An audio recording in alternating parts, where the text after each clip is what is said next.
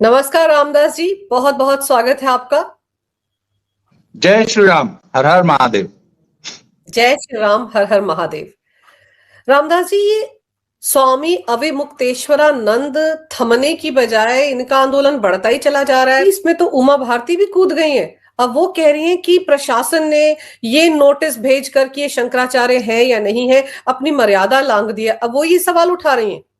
देखिए, ये तो डिसग्रंटल्ड लोग है ना। उमा भारती जैसे लोग सरकार के द्वारा मंत्रिमंडल से निकाले गए लोग हैं। और ये तो डिसग्रंटल्ड है। ये तो अपना एक कोने में बैठे हुए अपने पुराने दिनों को याद करके दिन बिता रहे हैं और अप्रासंगिक हो चुके हुए फूके हुए कारतूस हैं जी। उमा भारती की अब कोई स्टैंडिंग बची नहीं है।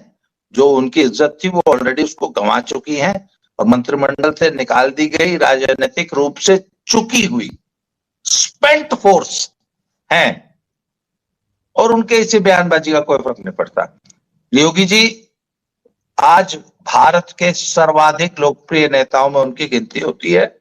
योगी जी को बहुत अच्छी तरह मालूम है क्या करना है और क्या नहीं करना है। और शंकराचार्य, सुनिए, शंकराचार्य यदि अपनी मर्यादा भूल के एक दो कौड़ी के टुच्चे पॉलिटिकल कार्यकर्ता की तरह बिहेव करेगा और सड़कों पे धरना लगाएगा तो उसके शंकराचार्य होने पर सवाल उठेंगे। यदि शंकराचार्य की पदवी सब ज्यूडिस है, शंकराचार्य ने स्टे लगा रखा है, तो वो अपने आप को यदि शंकराचार्य कहता है तो सवाल उठेंगे। और उन्होंने कानूनी नोटिस भेजा है। कोई पॉलिटिकल, राहुल गांधी की तरह पॉलिटिकल बयानबाजी नहीं की है। राहुल गांधी क्या कहता है? पॉलिटिकल बयानबाजी करता है कि वोट चोरी हो गई, इलेक्शन कमीशन का लिख के दे दो। नहीं, लिख के नहीं देंगे। तो योगी जी ने, अंजू जी, कोई पॉलिटिकल बयानबाजी नहीं की है।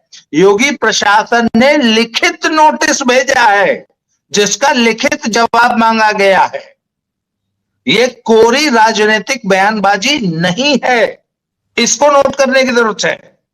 अब इसका जवाब शंकराचार्य को देना चाहिए कि कोर्ट के स्टे के बावजूद वो स्वयं को शंकराचार्य कैसे कहते हैं। जब शंकराचार्य की नियुक्ति की जो पूरी प्रक्रिया है उसको फॉलो नहीं किया गया तो वो अपने आप को शंकराचार्य कैसे कहते हैं, ये उनको देश को बताना चाहिए। उनको नोटिस का जवाब देना चाहिए ना। जो नोटिस भेजा गया है, जिसके लिए 24 घंटे का टाइम दिया गया था, उस नोटिस का जवाब देते बात इतनी आगे नहीं बढ़ती। लेकिन पता नहीं कौन कौन लोग इनके साथ जुड़ गए हैं, योगी पर क्या क्या सवाल खड़े कर रहे हैं। वेद नहीं आते उनको, पुराण नहीं आती, क्या चल रहा है? देखिए, जो कांग्रेसी इकोसिस्टम था उसका शुरू से एक वन पॉइंट एजेंडा रहा है कि उनको एक तो जो बृहद हिंदू समाज है उसके एंटी पॉलिटिक्स करनी है, उसके खिलाफ ही एजेंडा चलाना है। और कांग्रेस की शुरू से एक कोशिश रही कि कम से कम एक शंकराचार्य उनके खेमे के रहे। तो इनके अविमुक्तेश्वरानंद के जो गुरु थे स्वामी स्वरूपानंद जी, वो बड़े कट्टर कांग्रेसी और सोनिया गांधी, इंदिरा गांधी के बहुत बड़े भक्त। लोग शंकराचार्य के भक्त होते हैं, यहां उल्टा हो रहा था। शंकराचार्य जो है वो इंदिरा गांधी, राजीव गांधी और सोनिया गांधी के भक्त थे और अविमुक्तेश्वरानंद को वो भक्ति और हिंदू इकोसिस्टम का विरोध, इसको, ये तो इनको विरासत में मिला है जी।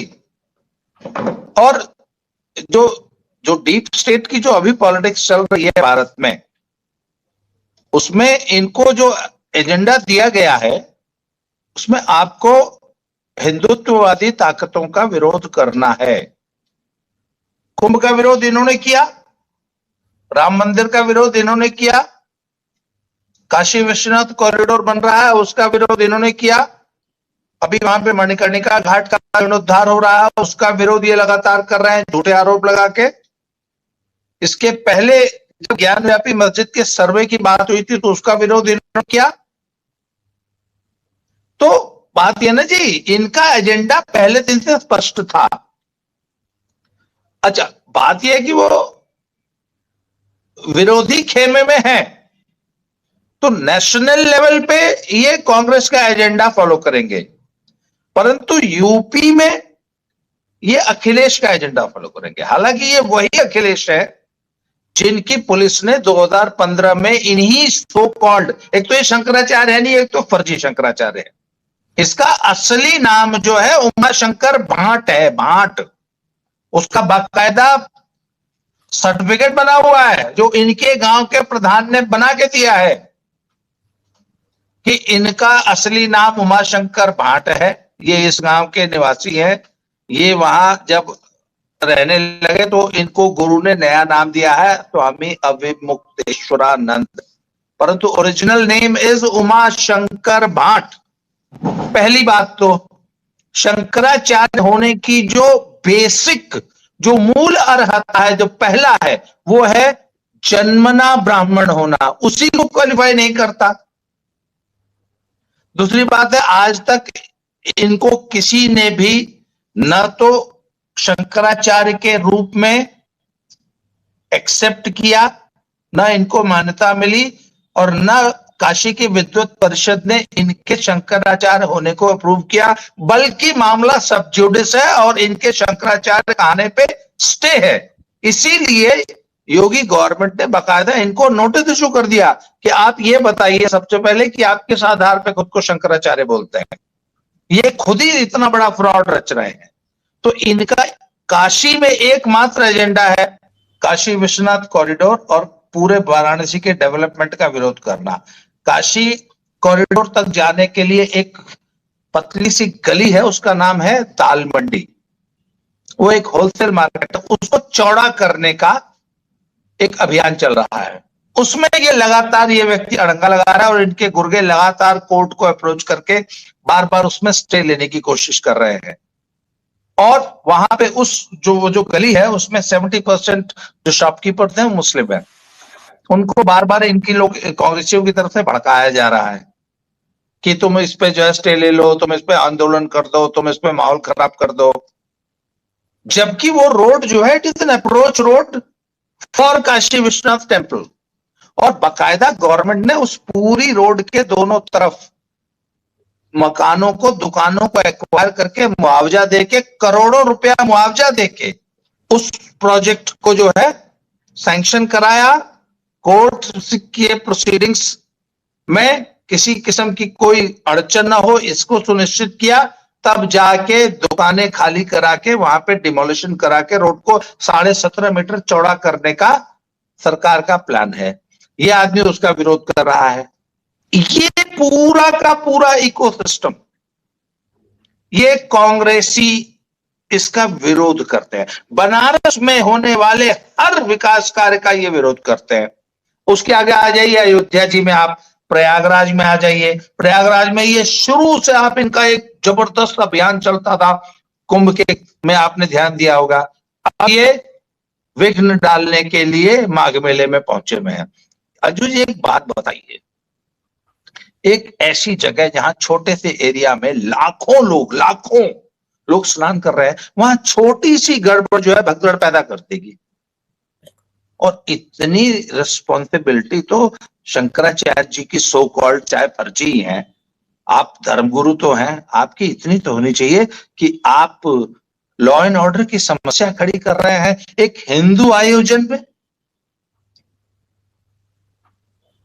आप बताइए। और आप इतने बड़े हो गए हैं कि आप 50 मीटर पैदल नहीं चल सकते। तो वो पुरी वाले निश्चलानंद जी भी आए, वो तो स्नान करके चले गए, उन्होंने तो कोई कंट्रोवर्सी नहीं की। बड़े बड़े धर्मगुरु आ रहे हैं, वो कहां कोई शाही स्नान तो होता नहीं है। अकेले इन्होंने ही ये कंट्रोवर्सी की है और किसी धर्मगुरु ने नहीं की। क्यों? इसके पीछे निश्चित रूप से एक राजनीतिक षड्यंत्र है और ये योगी जी के खिलाफ अभियान छेड़ रखा है।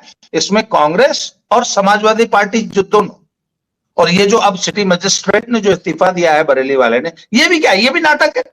जैसे आपको याद होगा पुराने जमाने में वो अवार्ड वापसी गैंग था, वो अवार्ड वापस करता था। आपको मालूम है ऐसे किसी सरकारी कर्मचारी का इस्तीफा मंजूर नहीं होता। इस्तीफा मंजूर करने की एक प्रक्रिया होती है। बिल्कुल सही कह रहे हैं आप। इस्तीफा मंजूर करने की प्रक्रिया होती है और इन जनाब ने क्या किया कि ये भी आरोप लगा दिए कि डीएम ऑफिस में मुझे बंधक बनाकर रखा, और जैसे ही इस्तीफा दिया वैसे ही अविमुक्तेश्वरानंद से फोन पर बात हो रही है, अखिलेश यादव से फोन पर बात हो रही है। एक सरकारी अधिकारी इस्तीफा देने के बाद चुपचाप अपने घर जाता है ना, ये सारा रायता तो नहीं फैलाता कि बाकायदा प्रेस कॉन्फ्रेंस करके बैठ जाए। ये सब भी अनधिकार वो तो कर रहे हैं। He is behaving like an activist. वो तो ऐसे तख्ती लेके वहां पे अनशन करने बैठा हुआ है। इस्तीफा देने का तो ये तरीका नहीं होता। उसने मुद्दा क्या उठाया कि अविमुक्तेश्वरानंद का अपमान हुआ है, उनके ऊपर पुलिसिया कार्रवाई हुई है, इसलिए मैं इस्तीफा दे रहा हूं। वो प्रशासनिक कार्रवाई है। प्रशासनिक कार्रवाई पे एक सरकारी कर्मचारी के इस्तीफा देने का क्या मतलब होता है? तो ये जी विशुद्ध पॉलिटिक्स हो रही है, और इस पॉलिटिक्स को अखिलेश और उनका पूरा इकोसिस्टम, राहुल गांधी और उनका पूरा इकोसिस्टम हवा दे रहा है। और अभी एक और वीडियो वायरल हुई थी जिसमें अविमुक्तेश्वरानंद जो है वो अखिलेश से बातचीत कर रहे हैं। फिर उनका बयान आ गया कि मैं तो अगला मुख्यमंत्री उनको देखना चाहता हूं। केशव प्रसाद मौर्य का नाम भी ले रहे थे। हाँ, उसके बाद केशव प्रसाद मौर्य जी का नाम ले रहे हैं। तो देखिए ये विशुद्ध पॉलिटिक्स है, और उत्तर प्रदेश की जनता इतनी मैच्योर है कि वो योगी जी को छोड़ के किसी और के चक्कर में नहीं पड़ेगी। उत्तर प्रदेश की जनता को पता है कि कौन उनके लिए उचित है, कौन जो है प्रदेश का भला कर सकता है, किसके प्रशासन में हम कैसा महसूस कर रहे हैं। पिछली सरकार भी वो भूले नहीं है, और इनको पता है कि यदि योगी जी नहीं रहेंगे तो आगे क्या होगा। इसलिए वो लोगों को बेवकूफ बनाने का प्रयास कर रहे हैं। और अविमुक्तेश्वरानंद इन अपने पॉलिटिकल हैंडलर्स का गुरका बन के, वो एक धर्मगुरु की तरह, आई एम सॉरी टू से, he is not behaving like a Holi man. वो एक धर्मगुरु की तरह उनका आचरण नहीं है। वो एक लोअर लेवल पॉलिटिकल एक्टिविस्ट, राजनीतिक पार्टी के कार्यकर्ता की तरह बिहेव कर रहे हैं, जो कि एक राजनीतिक एजेंडे की तरह धरने दे रहा है, बयानबाजी कर रहा है, नाटक कर रहा है, और वो सिटी मजिस्ट्रेट जैसे सतही लोगों को हीरो बना रहा है। उन्होंने बयान दे दिया कि साहब उनको हम ज्योतिष पीठ पे अब लेके आएंगे, तो सिटी मजिस्ट्रेट साहब को, और वहां पे उनको पदाधिकारी बनाएंगे। इससे बड़ा हास्यास्पद काम क्या हो सकता है? लेकिन अभी 2 दिन पहले ये ड्रामा भी तो किया उन्होंने कि मैं तो वैनिटी वैन जो 1.5 करोड़ के उसमें सो रहा था, और फिर वहां पर योगी समर्थक आ गए, आधी रात को हमला कर दिया मुझ पर, योगी के समर्थन में नारे लगा रहे थे। ये सब भी तो उनके अपने ही लोग होंगे जो वहां पहुंचे होंगे ये सारा रायता फैलाने के लिए। ये केजरीवाल के दंड बंद है जी। ये केजरीवाल से सीखे हुए सारे कि अपने ऊपर खुद हमला करा लो, अपने ऊपर खुद शाही फेंकवा लो, और उसके बाद विक्टिम कार्ड प्ले करो। तो ये अरविंद केजरीवाल के जो ये हथकंडे थे ना, भारत की जनता ये खूब देख चुकी है, खूब पहचानती है ऐसे लोगों को। You can not fool the people of India, सीधी सी बात है। और एक धर्मगुरु के रूप में योगी जी की ज्यादा रिस्पेक्ट है। उनको धर्म की मर्यादा का पालन करते हुए कैसे आचरण करना है, ये कोई योगी जी को न सिखाए। योगी जी शासक हैं, योगी जी राजा हैं, और राजदंड अपना कार्य कर रहा है। और एक चीज और है कि ये जिस तरह की भाषा का इस्तेमाल कर रहे हैं योगी जी के लिए, हुमायूं की औलाद, औरंगजेब है, ये क्या कोई धर्मगुरु जो खुद को शंकराचार्य कहता है, इतने बड़े ओहदे पर बैठा है, वो इस तरह की भाषा का इस्तेमाल करता है? अभी तो ये आरोप लगा रहे हैं कि योगी जी को तो ना वेद की नॉलेज है, ना पुराण की नॉलेज है। ये किस तरह का एजेंडा लेकर चल रहे हैं? सीधे सीधे योगी जी पर अटैक के पीछे आपको लगता है वो पूरा इकोसिस्टम है, क्योंकि सिर्फ टारगेट पे योगी है? ऐसा है जी, योगी जी को वेद और पुराण की नॉलेज है चाहे नहीं है, पर तुम्हारे जैसे गुंडों को कैसे ठीक करना है, कैसे तुम्हारे ऊपर बुलडोजर फेरना है, और कैसे तुम्हारे पॉलिटिकल एजेंडा को एक्सपोज करना है पब्लिक के सामने, योगी जी को ये बहुत बढ़िया आता है। और योगी जी इनको लगातार एक्सपोज कर रहे हैं। योगी जी बहुत अच्छी तरह जानते हैं कि उत्तर प्रदेश की जनता क्या चाहती है, उत्तर प्रदेश की जनता के कल्याण के लिए क्या कार्य करने हैं, उत्तर प्रदेश में लॉ एंड ऑर्डर कैसे ठीक करना है, उत्तर प्रदेश में इंफ्रास्ट्रक्चर कैसे डेवलप करना है, उत्तर प्रदेश में फॉरेन डायरेक्ट इन्वेस्टमेंट कैसे लेके आना है, निवेश कैसे लेके आना है, लाखों करोड़ों जॉब्स कैसे क्रिएट करनी है, इंडिया का सबसे बड़ा रोड्स का इंफ्रास्ट्रक्चर, सबसे बड़ा एक्सप्रेसवेज का इंफ्रास्ट्रक्चर कैसे डेवलप करना है, ब्रह्मोस की इंडस्ट्री लगा के 18 महीने के अंदर कैसे प्रोडक्शन स्टार्ट कर देना है, योगी जी को ये बहुत बढ़िया मालूम है। और चुनाव में तुम्हारे जैसे लोगों को कैसे हराना है, योगी जी को यह भी बहुत बढ़िया मालूम है। और हमने योगी जी को वेद और पुराण बांटने के लिए मुख्यमंत्री नहीं बनाया है, हमने योगी जी को मुख्यमंत्री इसलिए बनाया है कि बहू बेटियां सुरक्षित अपने घर वापस पहुंच जाएं। जो रोमियो और सड़कों पे फिरते थे ना, उनके घुटने में गोली मारना है जो योगी जी जानते हैं। गुंडे बदमाशों को उत्तर प्रदेश में या तो जेल में रहेंगे या उत्तर प्रदेश से बाहर फरारी काटेंगे। योगी गुंडे बदमाश के घर पे बुलडोजर कैसे चलाना है, हमने योगी जी को इसलिए मुख्यमंत्री बनाया है। अगर वेद पुराण बांचने होंगे तो हमारे पास और बहुत तरीके हैं, हम उनसे वेद पुराण बचवा लेंगे। योगी जी को वेद पुराण बांचने के लिए हमने लखनऊ में नहीं बिठाया है, तुम्हारे जैसे गुंडों को शुद्ध करने के लिए बिठाया है, और वो काम वो बखूबी कर रहे हैं। मैं यहाँ पंजाब में हूं, पंजाब की जनता कहती कि काश हमारा भी मुख्यमंत्री योगी जी जैसा होता। मैं आपको बता रहा हूं, आज पंजाब का बच्चा बच्चे की बात कहता है, काश हमारा भी मुख्यमंत्री योगी जी जैसा होता। तो योगी जी को जिस काम के लिए जनता ने बिठाया है, उत्तर प्रदेश की 25 करोड़ जनता ने जो दायित्व योगी जी को सौंपा है, वो काम योगी जी बहुत बखूबी जानते हैं।